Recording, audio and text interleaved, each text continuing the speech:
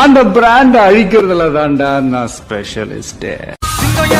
காட்டுக்கு விருந்து இவன் வேட்டைக்கு செதறனும் பயந்து வெறும் புள்ளிக்கெல்லாம் முற்று புள்ளி எழுதி கொடல் உருவுற சம்பவம் உறுதி இதுவரையில்.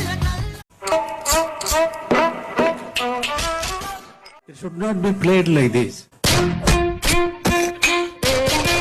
This is the right way to play these flutes.